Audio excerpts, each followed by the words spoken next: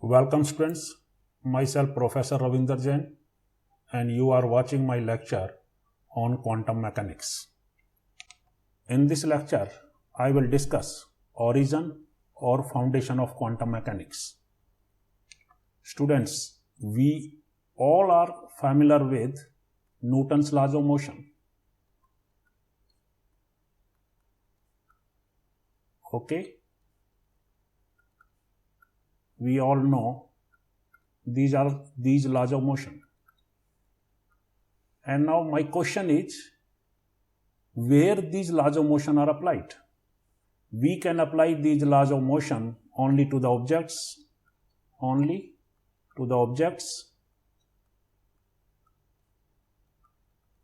which are directly observable.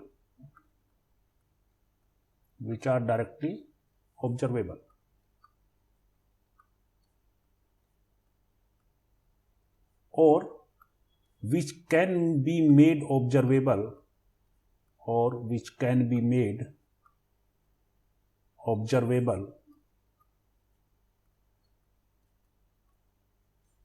with the help of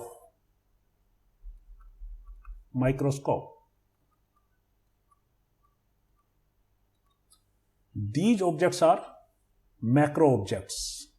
Okay, so these are macro objects.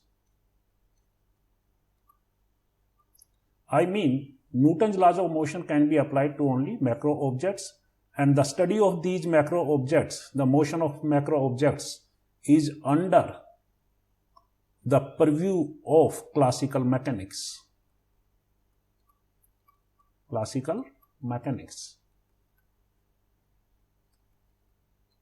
I mean, whatever we study by Newton's laws of motion, that is part of classical mechanics. Students, now I ask a question, can we apply the laws of these classical mechanics to motion of electrons in an atom? Motion of electrons in an atom.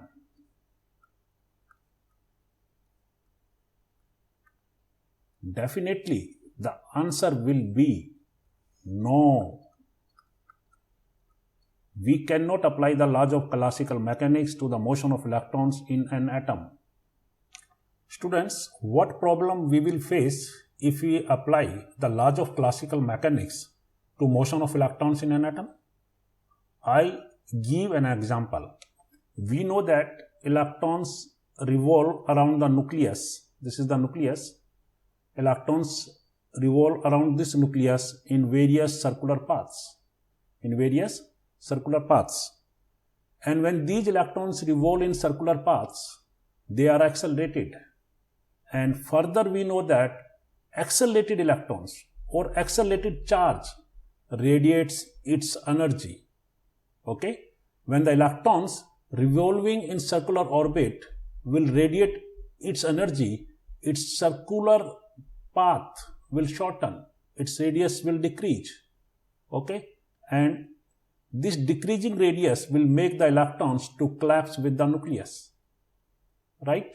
So the electrons revolving in the circular path ultimately will collapse with the nucleus. Okay? Therefore, it gives instability to the atom. It means classical mechanics, this classical mechanics could not explain the stability of the atom.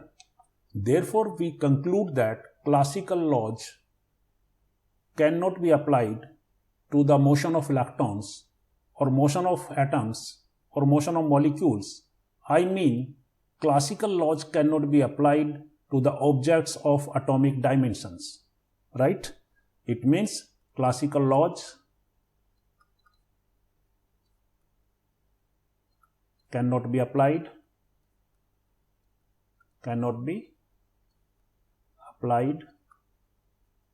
to the objects of atomic dimension. Right? Since this will give wrong results. Atomic dimension mean the dimension of the order of 10 raised to power minus 10 meter or 10 raised to power minus 15 meter. Then to study the motion of objects of atomic dimension, we will give a new mechanics, and that new mechanics is quantum mechanics, right? Okay.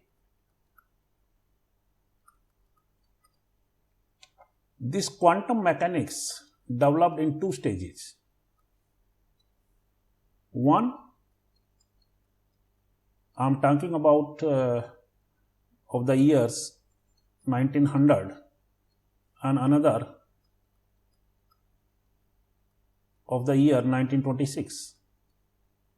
In 1900, Max Planck, this scientist, formulated a new idea, and according to that new idea, energy and momentum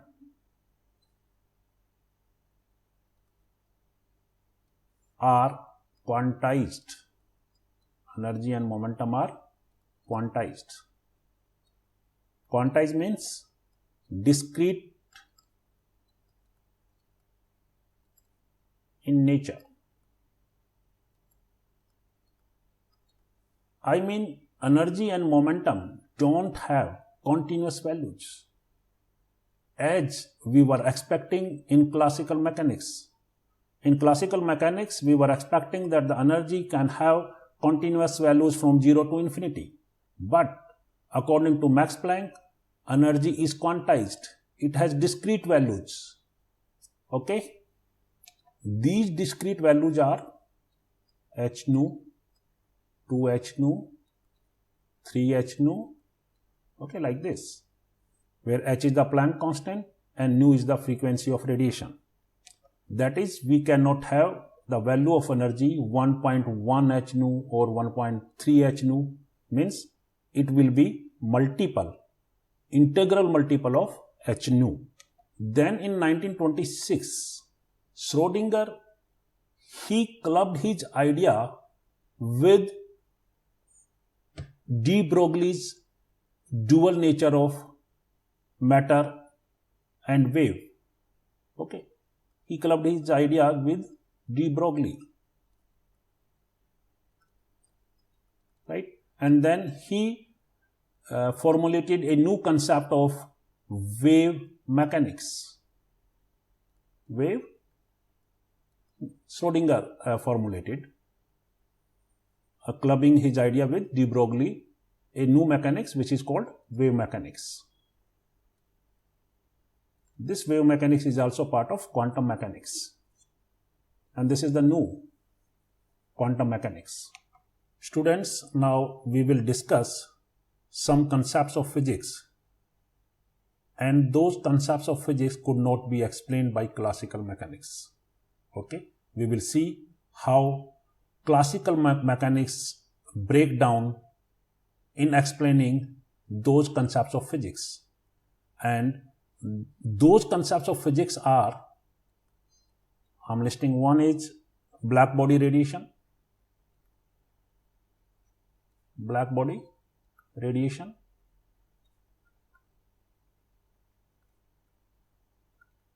Another one is photoelectric effect.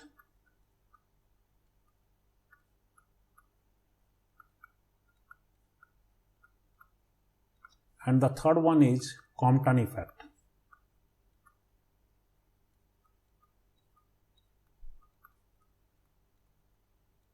All these concepts of physics could not be explained by classical mechanics, and we'll see how the quantum mechanics was able to explain these concepts. And the explanation given by quantum mechanics to black body radiation, photoelectric effect, Compton effect is the concept of old quantum mechanics. It is the concept of old quantum mechanics. Means further we will go beyond the concept of this old quantum mechanics also, and we will start a new quantum mechanics. So let us first study black body radiation. Students, do you know what is a black body? What is a black body?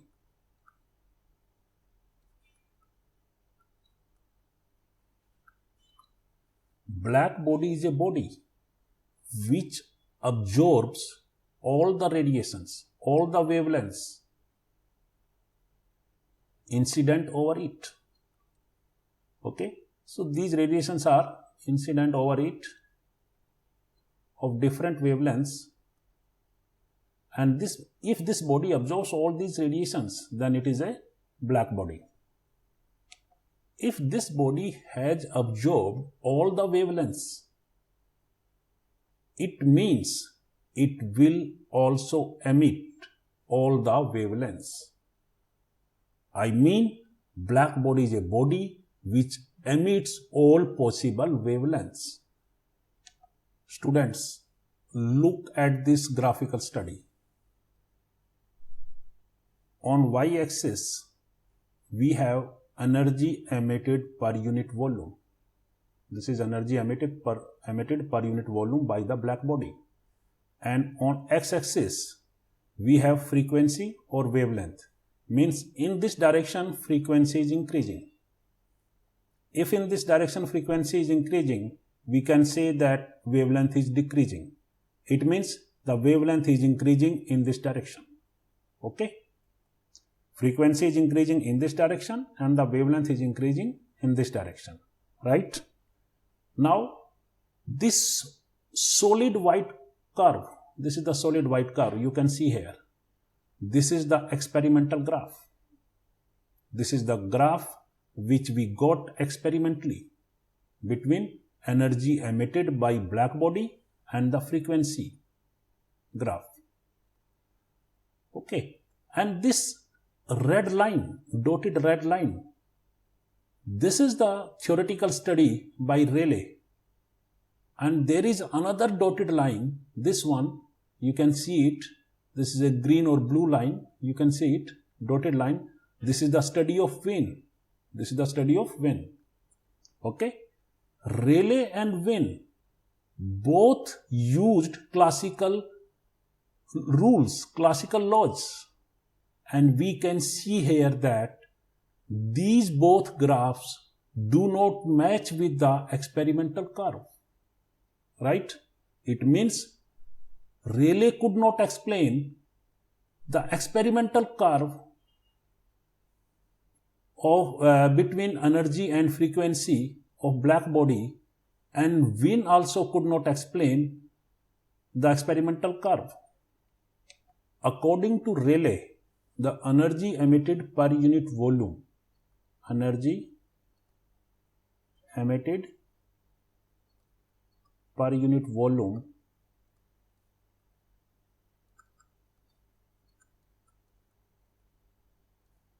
in the wavelength range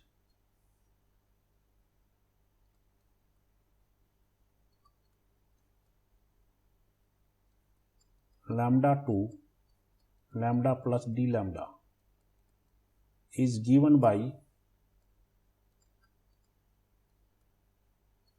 this is written as E lambda d lambda. This E lambda d lambda is the energy emitted per unit volume in the wavelength range lambda 2 lambda plus d lambda. Okay, and it is given by 8 pi divided by lambda raised to power 4 kT d lambda.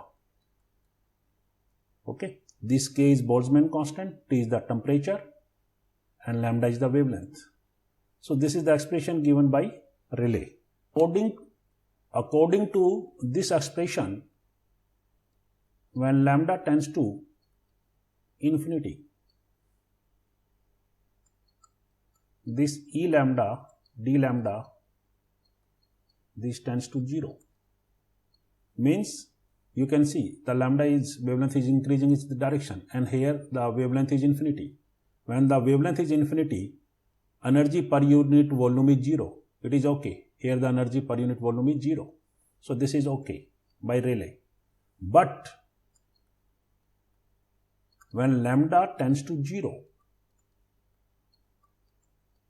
this E lambda d lambda, this tends to infinity. This becomes infinite. Lambda tends to 0 means here in this range lambda is 0 here.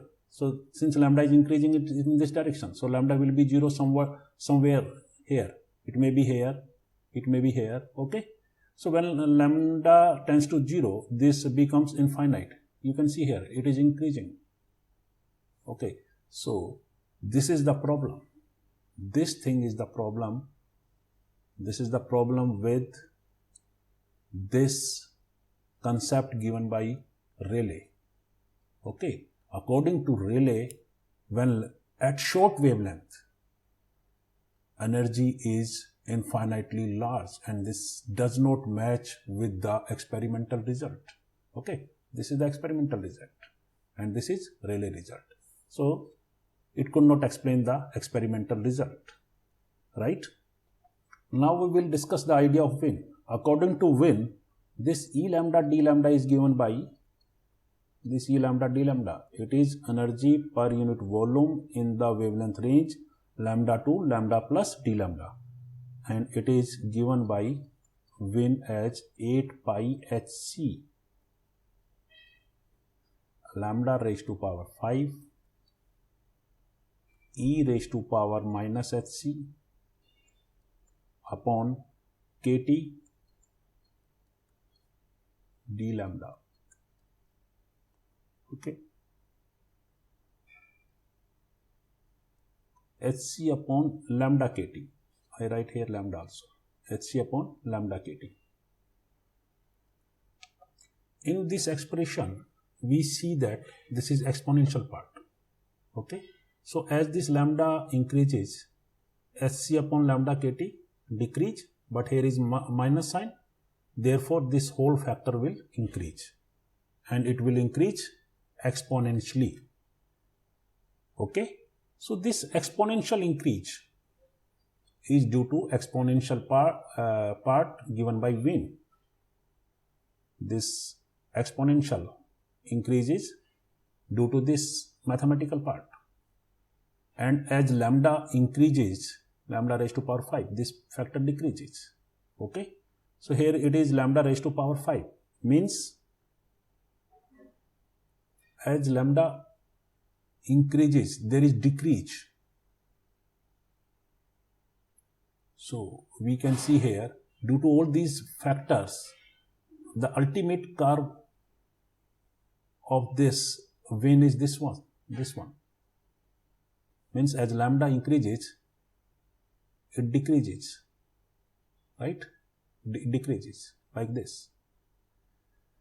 So the increase and decrease of E lambda d lambda both were explained by Wien, but the curve is like this. It is like this, right? This shows that this Rayleigh failed to explain the curve at short wavelength, means in this region, okay, and the Wien failed to explain the curve at high wavelengths, means in this direction wavelength is increasing, so this curve is different from experimental curve here. So at high wavelengths, Wien failed to explain the experimental curve. Therefore, we can conclude that Rayleigh and Wien, both who used the classical ideas, could not explain the experimental curve of black body radiation. Now we come to a new idea which was given by Planck, and it is known as Planck's radiation law. And with the help of this law, we will see that the experimental curve is completely explained. According to Planck's radiation law, this black body is filled with simple harmonic oscillators. We are assuming that there are simple harmonic oscillators in this black body, and those simple harmonic oscillators are radiating energy. They are radiating energy as it may be h nu, it may be 2h nu, it may be 3h nu, I mean nh nu. Means these simple harmonic oscillators are radiating energy in discrete manner, not continuously. They are not emitting every possible wavelengths. They are emitting energy only as integral part of h nu. Okay. So energy is quantized, and that quantized energy is written as E is equal to nh nu, and this n varies from 1, 2, 3. It can be 0 also. Okay, means there is no emission. 1, 2, 3 like this, and this n is called quantum number. H is Planck constant and nu is the frequency of energy radiated. Based on this idea of quantized nature of energy, E lambda d lambda given by Planck as this E lambda d lambda, energy emitted per unit volume in the wavelength range lambda 2 lambda plus d lambda, it is given by Planck as 8 pi hc upon lambda raised to power 5 1 upon e raised to power hc upon lambda kt minus 1 d lambda. Students, you just compare this expression and this expression. It is 1 upon, since it is E minus hc upon lambda kt d lambda, you can say it is 1 upon e raised to power hc upon lambda kt. 1 upon e raised to power hc upon lambda kt. Only the difference is this part, 8 pi hc upon lambda raised to power 5, 8 pi hc upon lambda raised to power 5, both are same. Only the difference is in exponential part, this exponential part. Okay. Here 1 upon e raised to power hc upon lambda kt minus 1. Here is minus 1 also. Okay. So the change in exponential part due to this new theory, this Wien's displacement law, which was differing, which was having different curve here in large wavelength range. Okay, this was the experimental curve and this was the Wien's. So this difference vanishes, this finished, and the mathematical expression given by Planck completely matches with experimental curve.